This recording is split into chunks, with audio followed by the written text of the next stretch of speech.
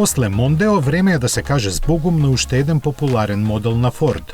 Од јуни идната година прекинува производството на Фиеста.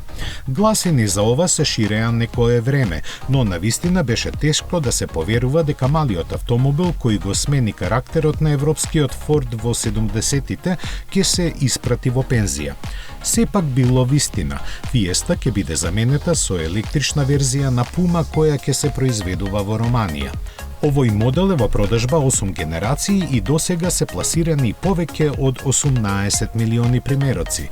За успехот на Фиеста сведочи и фактот дека во своите 47 години живот се има произведувано во 13 различни држави, но ланските 86.000 продадени возила, кои се за повеќе од 5 пати помалку отколку од 2900 година, кажуваат дека моделот е зрел за простување од автомобилската сцена.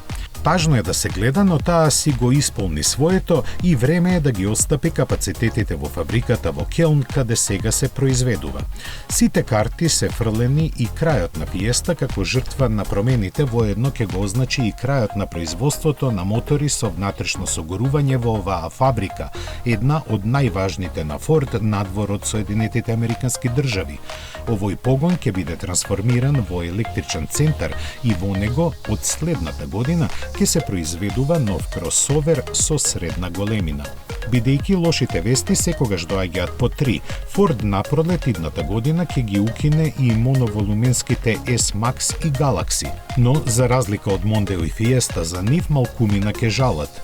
Во овие нови времиња владеат други правила во кои електрификацијата е приоритет, а кросоверите носат повеќе пари.